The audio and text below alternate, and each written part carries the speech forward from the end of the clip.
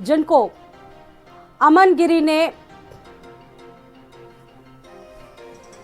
जीत हासिल की है और समाजवादी कैंडिडेट को हराया है, तो ये जो जीत है बीजेपी के लिए निश्चित तौर पर एक बड़ी जीत है, क्योंकि हाल ही में उपचुनाव हुए थे और ऐसे में बहुत मजबूत जो दावेदारी थी इन दोनों नेताओं के बीच में, आरोप और प्रत्यारोप का दौर बेहद दिलचस्प तरीके से चला। गोला गोकर्ण सीट पर देश के यशस्वी प्रधानमंत्री माननीय मोदी जी और उत्तर प्रदेश के यशस्वी मुख्यमंत्री माननीय योगी जी, मोदी जी के सपनों का उत्तर प्रदेश बने। योगी आदित्यनाथ जी अहरनिश काम करके उन नीतियों को लागू करने का काम कर रहे हैं। इसलिए गोला गोकर्ण सीट पर निश्चित रूप से माना जाए कि माननीय मोदी जी और माननीय योगी जी की नीतियों का परिणाम है, जिसका परिणाम जनता ने रिकॉर्ड मतों से चुनाव जिताकर देने का काम किया है। मोदी जी और योगी जी की मेहनत का नतीजा, कार्यकर्ताओं की मेहनत का नतीजा आप मान रहे हैं, जबकि समाजवादी पार्टी चुनाव प्रचार के दौरान ही कह रही थी कि भारतीय जनता पार्टी अपने शासन सत्ता का दुरुपयोग कर रही है, कुछ ऐसे सिपाहियों को हटाया जा रहा है जो विशेष वर्ग के हैं और हमारे कैंडिडेट के ऊपर मिनी गुंडा एक्ट लगा दिया गया। तो कहीं ना कहीं ये बताने की कोशिश की गई कि दबाव की भी राजनीति की आप लोगों ने और इसलिए जो है वो ऐसी जीत हासिल हुई है। ये समाजवादी पार्टी के लोगों का कहना है। देखिए, जो जैसे होते हैं वैसी ही बात करते हैं। समाजवादी पार्टी और बसपा ने दोनों ने सत्ता का दुरुपयोग करने का काम किया है। ये सत्ता से ही चुनाव जीतने का काम करते थे, जनता से नहीं।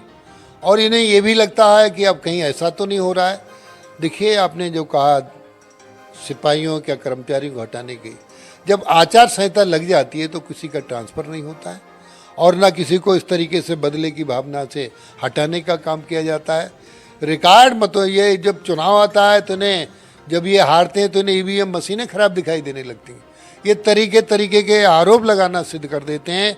ये जनता के निर्णय को स्वीकार नहीं करते, इसलिए जनता ये मानती है कि ये लोग अपराध और भ्रष्टाचार के बल पर जीतने का काम करते हैं। इसलिए जनता ने इन्हें पूरी तरीके से समाप्त करने का मन बना लिया है, जिसके परिणाम ये दिखाई दे रहे हैं निरंतर जो आ रहे हैं। एक सवाल ये था कि मुस्लिम मतदाता बड़ी संख्या में है गोला सीट पर, तो क्या ये माना जाए कि आप लोगों का जो नारा है कि मुसलमानों के बच्चों के एक हाथ में कुरान और दूसरे हाथ में लैपटॉप, तो लैपटॉप और कुरान काम आ रहा है आप लोगों के भी? अब मुतासिर हो रहे हैं लोग आपकी तरफ? निश्चित रूप से आ रहा है। अभी जो मैं चुनाव प्रचार में गया था, एक स्थान पर मुस्लिम समाज के लोगों की ही बैठक थी। उन्होंने, अल्पसंख्यक विभाग मेरे पास है, तो इसमें उन्होंने मदरसा शिक्षा पर अपनी सहमति व्यक्त की और कहा कि अच्छा काम है, जब आप शिक्षा के लिए करा रहे हैं तो बहुत अच्छा है। माननीय मोदी जी ने जो कहा कि एक हाथ में कुरान एक हाथ में लैपटॉप, और सुशिक्षा को लेकर माननीय मोदी जी ने ये कहा, अब हजूर का बेटा ही हजूर नहीं होगा, अब मजूर का बेटा भी हजूर होगा। इसलिए हमने मदरसा शिक्षा में केंद्र सरकार की इच्छा के अनुरूप माननीय योगी आदित्यनाथ मुख्यमंत्री जी ने एनसीईआरटी का कोर्स लागू कर दिया।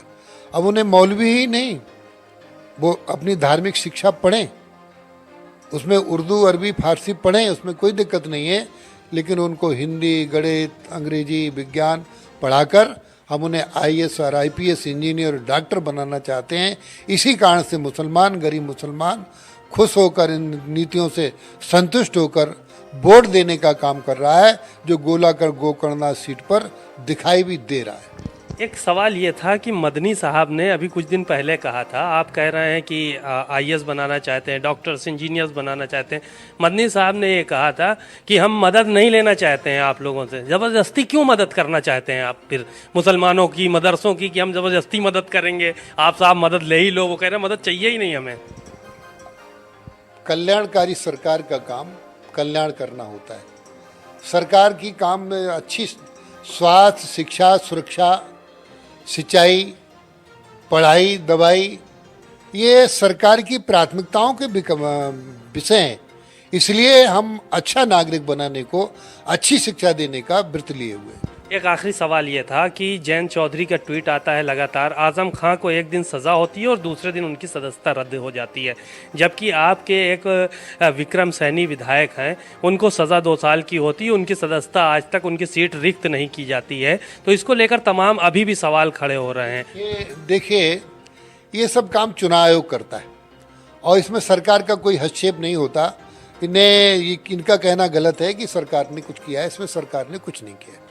सर, सभापति तो भारतीय जनता पार्टी का है ना, वो उसको रिक्त करनी है सीट। देखिए, ऐसा है ना, जब नियमों अनुसार आता है तो सभापति उसमें कोई व्यवधान उत्पन्न नहीं करते हैं। जो नियम होता है उसी के अनुसार सभापति काम करने का काम करते हैं। विक्रम सैनी की मान्यता जाएगी कि बचेगी? देखिए, आगे का बात है। बातचीत के लिए शुक्रिया। आपने सुना धर्मपाल सिंह जी को, बड़ी ही बेबाकी से उन्होंने अपनी बातें कही और साफ तौर पर यही कहा कि जो मुस्लिम समुदाय है वो मुतासिर है भारतीय जनता पार्टी से इस बात को लेकर कि उनको अब बेहतर शिक्षा भारतीय जनता पार्टी द्वारा उपलब्ध कराई जा रही है, दी जा रही है, और हम इंजीनियर और डॉक्टर्स बच्चों को बनाना चाहते हैं। हम चाहते हैं कि मौलवी के साथ साथ बच्चे सामाजिक तौर पर आगे बढ़ें और डॉक्टर और इंजीनियर भी बने। कैमरामैन समर के साथ सीमा नकवी, भारत समाचार, लखनऊ।